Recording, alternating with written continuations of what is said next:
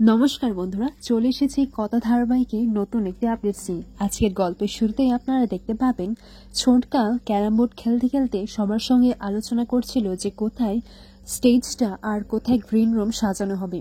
এরপর সবাই সাজেস্ট করে যে বাইরে যদি স্টেজটা সাজানো হয় মাঠে, তাহলে কিন্তু খুব ভালো হয়। তারপর ছোটকা বলে যে না না, এখন তো বৃষ্টি বাদলের সময়, তাই যে কোনো মুহূর্তে কিন্তু ঝড় বৃষ্টি হতেই পারে, তাই তৎক্ষণাৎ একটা কিছু করার জন্য আমাদের কিন্তু এই জায়গাটাই কিন্তু স্টেজটা সাজাতে হবে। আর বাইরের যে ওই দিকটা রয়েছে সেখানে গ্রিন রুমটা করলে বেশ ভালো হবে। এইদিকে বুলি এসে বলে যে আমি যাচ্ছি, চললুম। হ্যাঁ, আর জামাইবাবু কোথায়? তখন নীলাদ্রি বলে যে কি ব্যাপার, জামাইবাবু বলে ডাকলে কি কোনো কাজ আছে নাকি? তোমার মতলবটা তো ঠিক না। এরপর দেখা যায় যে বুলি নীলাদ্রিকে বলে যে হ্যাঁ কাজ তো আছে, তো ভালো সাহেব আমাকে লেখার জন্য এই খাতাটা দিয়ে গেছে, তা আপনি সেটা লিখে ফেলবেন, ঠিক আছে? আমি পার্লারে ডাকছি। তখন বুলিকে বলে কেন, তোমার কাজ সবসময় আমি বা কেন করব? তখন বুলি বলে দেখুন, আমার কি আর উপায় আছে, একটু পরে তো ডাক দেবে। আর তখনই অগ্নি তাকে ডেকে পাঠায়। বুলি বলে এই যে দেখলেন তো। এইদিকে অগ্নি বুলিকে পার্লারে নিয়ে যায়, যেটা গোবরডাঙ্গায়। এরপর এদিকে গোবরডাঙ্গায় গিয়ে বলি মাই মমস ক্যাফের একটা গাড়ি দেখতে পায়। তখন রাজা রানী বলে যে আচ্ছা এই রাজা রানী, দেখ তো, এটা তো ভালো সাহেবের খাবারের দোকানের গাড়িটা না, কিন্তু এখানে কি করছে? আর এর মধ্যে তো পেশাও রয়েছে। এরপর দেখা যায় যে বুলি সেই গাড়ির পেছনে ছুটতে ছুটতে চলে যায়, আর রাজা রানীও তার পেছন পেছন যায়। তখন রাজা রানী বুলিকে বলে যে শোন বুলি, ভালো সাহেব কিন্তু এমনিতেও তোর উপর চটে আছে, এখন কিন্তু এদিক সেদিক করা যাবে না। এইদিকে দেখা যায় যে রিচা সেই মাইমমস ক্যাফের গাড়িতে তার মালগুলো লোড করছিল, যেখানে প্রান্তিকও থাকে। প্রান্তিককে বলে যে শোনো, খুব কিন্তু কেয়ারফুলি কাজগুলো করবে। এরপর প্রত্যয় বলে যে হ্যাঁ ঠিক আছে, বাকি সব আমি দেখে নিচ্ছি, কিন্তু তুমি যে প্ল্যানটা বললে সেটা কিন্তু একেবারে অসাধারণ।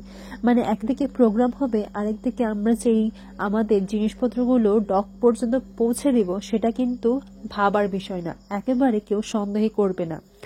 অন্যদিকে দেখা যায় যে গ্রীষ্ম উৎসব শুরু হয়ে যায়। এইদিকে ছোটকা এসে সবাইকে বলে যে গ্রীষ্ম উৎসব আমরা মনে করি যে অনেকটাই গরম, আর এই গরমের দিনে তো খুব গরম তো পড়বে, তার সাথে সাথে ঝড় বৃষ্টি এসবও থাকছে। আর এদেরকে যদি আমরা চলে যেতে বলি, তাহলে এদের সাথে তো আম কাঁঠাল লিচু এইসবও চলে যাবে। আর আমরা তো এদেরকে চলে যেতে দিতে পারি না, এদেরকে তো ধরে রাখতে হবে। তাই গ্রীষ্মকালে এরা যেহেতু আছে, আমরা একটু মানিয়ে গুছিয়ে না হয়নি, আর তার জন্যই আমরা একটা গ্রীষ্ম উৎসব এখানে পালন করছি। এই উৎসবে আমরা সমস্ত কিছু একেবারে গ্রীষ্মকালে যা যা আছে সেই সময়গুলোই আমরা তুলে ধরবো। এরপর এদিকে দেখা যায় যে সবাইকে বুলি সাজিয়ে দিচ্ছে। এই মুহূর্তে বুলিকে কর্তারিরা পাঠায় যে জল আনতে, নইলে তো এখানে পটের বিবির কাকিমার সাথে বুলি একেবারে পায়ে পা লাগিয়ে ঝগড়াই করে যাচ্ছে। অন্যদিকে দেখা যায় রিচা তাড়াহুড়োর মধ্যে কোথাও একটা যাচ্ছিল, আর সেখানেই বুলির সাথে তার ধাক্কা লাগে। তখন বুলি বলে যে এই পেঁচা, তুমি কি চোখে দেখতে পাও না নাকি? এত তাড়া কিসের বাপু, আমি তো বুঝিই না। আর এরই মধ্যে হুট করে চলে আসে অগ্নি, আর যার জন্য বুলি পড়ে যাবে, তখন অগ্নি বুলিকে ধরে নেয়, আর বুলিকে ধরে বলে যে কি, কোথায় যাচ্ছিলে তুমি? আর তোমার হাত পায়ে কি কোনো ব্যালেন্স নেই নাকি?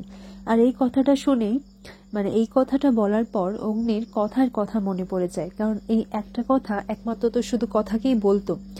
এরপর অন্যদিকে দেখা যায় বুলি আবার যখন সেই জলের দিকে যায়, তখন বুলি রিচাকে সে প্রান্তিকের সাথে কথা বলতে দেখে, আর বুলি প্রান্তিককে দেখে চিনতে পারে যে ও এই তো সেই লোকটা যে আমাকে চেপে ধরেছিল। তা এইটা রিচার সঙ্গে মানে প্যাচার সঙ্গে কি করছে, ব্যাপারটা তো দেখতে হবে। এরপর প্রান্তিক এদিকে এসে বলে যে আমরা কিন্তু খাবারগুলোর সাথে এই জিনিসপত্রগুলো গুছিয়ে এনেছি, আর সময় মতো করে আমরা পাচারও করে দেব, তুমি চিন্তা করো না। এরপর রিচার সঙ্গে যখন বুলি কথা বলতে যায়, তখন বুলি বলে যে কি পেশা, তুমি তার সাথে কেন কথা বলছিলে? আর সব খাবার তো চলেই এসেছে তাহলে। এরপর রিচা বলে যে তুমি কি আমাকে ফলো করছিলে? তখন বুলি বলে হ্যাঁ করছিলাম। এরপর এদিকে এভিও চলে আসে। এভি এসে বলে যে কি হচ্ছে, আবার তুমি ওর পিছু লেগেছো? তখন বুলি বলে না, আমি ওর পিছু লাগতে যাবে কেন। এরপর রিচা বলে যে জানো এভি, ও না আমাকে ফলো করছিল, আর এটা কিন্তু খুবই খারাপ ব্যাপার, আমার কিন্তু এইসব ভালো লাগছে না। এরপর রিচা সেখান থেকে কোনোভাবে চলে যায়। এইদিকে অগ্নি বুলিকে বলে যে তুমি কেন এসব করছো বলো তো। তখন বুলি বলে শোনো, আমার চোখে তো আর ধুলি পড়েনি, আমি তো সবটা দেখতে পাই, তাই ব্যাসারে আমার সন্দেহজনক লাগছে, তাই যাকে সন্দেহজনক লাগে তার উপর নজরদারি করতে হয়। তখন অগ্নি বুলিকে উদ্দেশ্য করে বলে যে হ্যাঁ, তুমি ঠিকই বলেছ, যাকে সন্দেহ হয় তার উপর নজর রাখতেই হয়, তাই তুমি আমার চোখে চোখেই থাকবে আর সাবধানে থাকবে। এইদিকে দত্তবাড়ির গিন্নিরাও নাচ গান শুরু করে দেয়। তারা স্টেজে উঠে নৃত্য প্রদর্শন করতে লাগে, কিন্তু কারোর স্টেপ অন্য কারোর সাথে ম্যাচিং হচ্ছিল না। এইদিকে দেখা যায় রিচা যখন প্রান্তিকের সাথে সেই লোডের ব্যাপারে নিয়ে কথা বলছিল, তখন সেখানে সমীর গুহ এসে বলে যে শোনো, তোমরা এই প্ল্যাটফর্মটা যে চুজ করেছো সেটা কিন্তু খুব রিস্কের হতে পারে, আর এখানে পাড়ার একটা অনুষ্ঠান হচ্ছে, সবাই বাড়ির লোকেরা রয়েছে, যদি ধরা পড়ে যাও তাহলে কিন্তু খুব বিপদ হয়ে যাবে।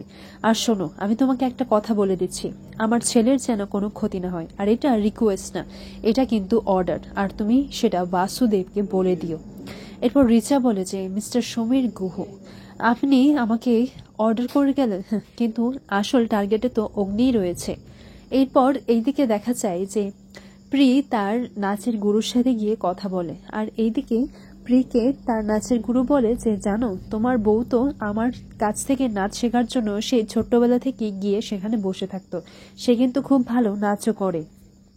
এরপর দেখা যায় যে গ্রীষ্ম উৎসবের সেকেন্ড রাউন্ডে খেলা একটা শুরু হয়। তখন সেই খেলাতে দেখা যায় যে পাড়ার ছেলেরা বা পাড়ার জামাইরা কতখানি আম খেতে পারে, আম থেকে কে আটিটা আলাদা করতে পারে, এটারই হচ্ছে প্রতিযোগিতা। আর এই প্রতিযোগিতায় আমাদের নীলাদ্রি জিতে যায়। এইদিকে প্রি বলে যে শেষে কিনা আম খাওয়ার প্রতিযোগিতায় জিতলো, আর শেষে আমি সবাইকে গিয়ে বলবো কি করে যে আমার বর আম খেয়ে প্রতিযোগিতা জিতেছে, এটা আমি কি করে বা বলবো। এই রাউন্ডে জেতার জন্য নীলাদ্রিকে উপহারও দেওয়া হয়। তখন কর্তাদাদু বলে যে আমার নাচ জামাইকে আমি 1 কেজি হিমসাগর আম দিলাম, আর এটাই হচ্ছে নীলাদ্রির জন্য উপহার।